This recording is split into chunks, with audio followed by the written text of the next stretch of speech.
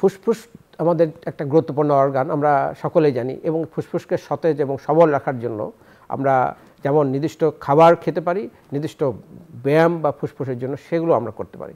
যে নির্দিষ্ট খাবারগুলো, যেমন আমরা বিভিন্ন ধরনের ফ্রুটস, তার মধ্যে আপেল, গাজর, স্পিনাচ এবং অন্যান্য টমেটো, এগুলো কিন্তু আমাদের ফুসফুসের জন্য খুবই গুরুত্বপূর্ণ এবং ফুসফুসকে সবল রাখার জন্য অ্যান্টিঅক্সিডেন্ট জাতীয় ওষুধ খাবার এটার মধ্যে পাওয়া যায়।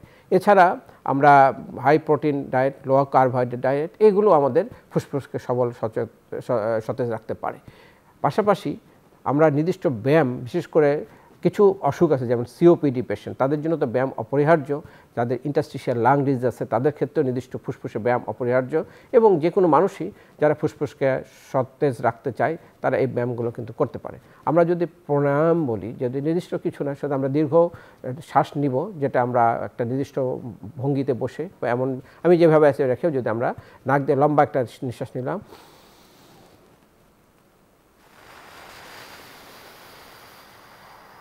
একটা deep breath through the nose, এবং আমরা এক্সেলেশনটা করব মুখের মাধ্যমে। এটাও যদি আমরা প্রতি সকালে এবং সন্ধ্যায় 10 বার থেকে 20 বার করে যদি করি, এটা আমাদের ফুসফুসের মাসলগুলোকে স্ট্রেংথেন রাখে, এটা করা যেতে পারে। এছাড়া যাদের সিওপিডি হয়েছে, মূলত ব্রঙ্কাইটিস আপনারা বেশি পরিচিত আপনাদের কাছে, ক্রনিক অবস্ট্রাকটিভ পালমোনারি ডিজিজ বা সিওপিডি হয়েছে, তাদের কিন্তু ফুসফুসের মধ্যে বাতাস ট্র্যাপ হয়ে থাকে, মানে আটকে থাকে। যে আমরা যে অক্সিজেন নিই এবং কার্বন ডাইঅক্সাইড বের করি, এটা হচ্ছে আমাদের স্বাভাবিক নিয়ম। কিন্তু যাদের সিওপিডি ডেভেলপ করে যায় দীর্ঘ ধূমপানের কারণে বা পরিবেশ দূষণের কারণে, তাদের বাতাস কিন্তু ফুসফুসের মধ্যে আটকে থাকে। আমরা যে বাতাসটা নিলাম, পরবর্তী এক্সেলারেশনের সময় যে বের করে দিব, পুরোপুরি বের হয় না, কিছু বাতাস ট্র্যাপ হয়ে থাকে, ফলে ফ্রেশ নতুন বাতাসটা যাওয়ার জায়গা কমে যায়। এই বাতাসগুলোকে যদি আমরা শরীর থেকে বের করে দিতে পারি ফুসফুস থেকে, তাহলে কিন্তু আমাদের কষ্টও কমবে, আমাদের অক্সিজেনেশন বাড়বে এবং আমরা অনেক ভালো থাকতে পারবো।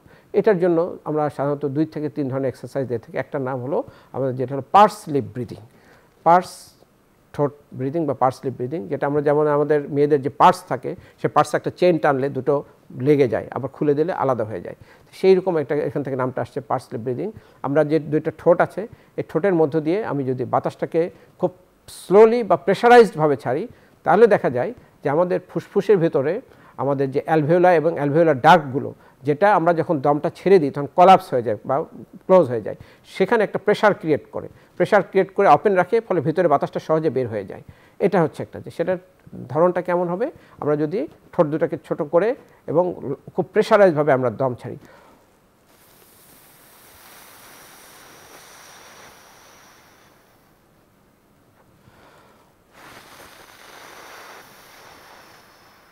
তার মানে একবারে আমরা শ্বাস নিলাম, শ্বাস ছাড়লাম না ছেড়ে, শ্বাসটা নেওয়ার পরে খুব স্লোলি এবং সময় নিয়ে, এবং কিন্তু আমি নিজে থেকে একটা প্রেশার ক্রিয়েট করে দমটা ছাড়ছি।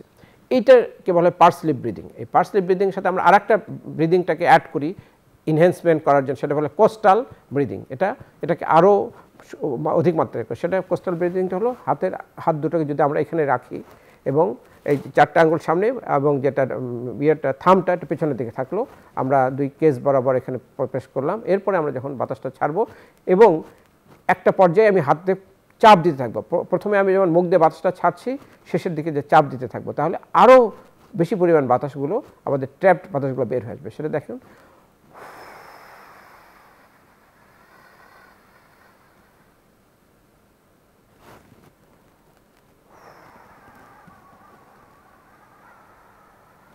কারণ আমরা বাতাসটা একটা পর্যায়ে আমি নিজে থেকে প্রেশার দিয়ে ছাড়তেছি, সেটাকে শেষের দিকে যে আমি আরও প্রেশার ক্রিয়েট করব এই কোস্টাল মাসলগুলোর উপরে, ইন্টারকোস্টাল মাসলগুলোর উপরে, তখন আরও পরিমাণ বাতাস বের হয়ে যাবে। এটা যদি আমরা নিয়মিত করতে পারি প্রতিদিন সকালে এবং সন্ধ্যায়, তাহলে ফুসফুসের যে বাতাসগুলো ট্র্যাপ হয়ে থাকে, আটকানো থাকে, সেই মানে দূষিত বলতে পারি বা কার্বন ডাইঅক্সাইড যুক্ত বাতাস বের হয়ে যাবে, এটা রোগীর প্রশান্তি বাড়বে।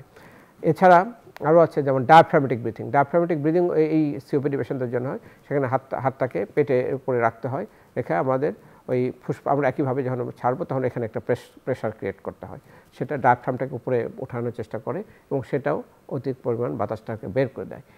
এই জিনিসগুলো যদি আমরা করতে পারি, ফুসফুসের ব্যায়াম, তাহলে কিন্তু আমাদের যাদের সিওপিডি পেশেন্ট আছে তারা এটাতে ভালো থাকবে। দ্বিতীয় আরেকটা অসুখ, যেটা আমরা ইন্টারস্টিশিয়াল লাং ডিজিজ।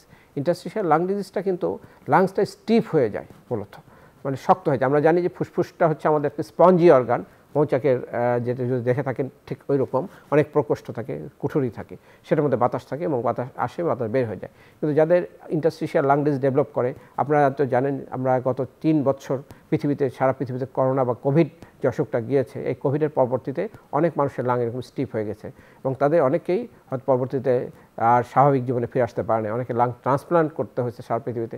এবং যাদের এটা অতটা হয়তো খারাপ হয় নাই কিন্তু লাংটা এরকম শক্ত হয়ে গেছে।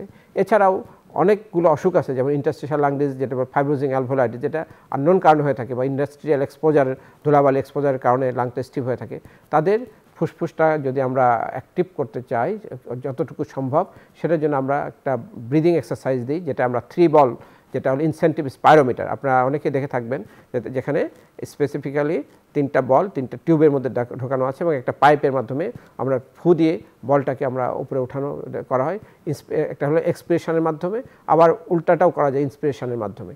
একটা বলটাকে আমরা উঠাতে পারি, দুইটাভাবে ওটাকে উল্টায় দিতে হয় ডিভাইসটাকে। হ্যাঁ, তো এইটা যদি আমরা করতে পারি তাহলে ফুসফুসের স্টিফনেস অনেকটা কমে যায়।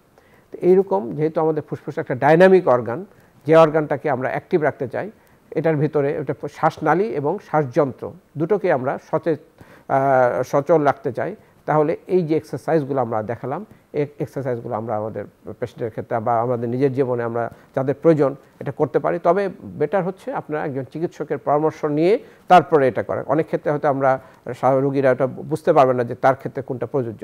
যেমন একটা কথা বলি, যেমন আমরা একটা যে 3 বল এক্সারসাইজ যেটার কথা বললাম, ইনসেন্টিভ স্পাইরোমিটার, এটা এমনভাবে একটা ছড়াই গেছে যে কোনো পেশেন্টে, সেটা অ্যাজমা হোক, সিওপিডি হোক, বা যে কোনো একটা পেশেন্ট হাসপাতালে ভর্তি, তাকে এটা দেওয়া হচ্ছে। এটা কিন্তু ঠিক না এবং এটা সকলের ক্ষেত্রে প্রযোজ্য না এবং অনেকের ক্ষেত্রে এটা অ্যাডভার্স এফেক্ট রাখবে। শুধুমাত্র আমরা যাদের লাংটা স্টিফ হয়ে যাচ্ছে, যাদের অ্যালভিওলাইটিস আছে, ফাইব্রোজিং অ্যালভিওলাইটিস, অথবা যেটা কোভিড পরবর্তীতে, এবং আমরা সিটি স্ক্যান করে লাং ফাংশন টেস্ট করে আমরা জানতে পারছি তার ইন্টারস্টিশিয়াল লাং ডিজিজ আছে, তাদের ক্ষেত্রে আমরা এটা দিব। বা অ্যাজমা বা সিওপিডি পেশেন্ট বা অন্য লাং ডিজিজ পেশেন্টের ক্ষেত্রে আমরা ওটা দিব না, সেক্ষেত্রে এটা বরং অন্য ক্ষতিকর ভূমিকা রাখবে। ধন্যবাদ সব।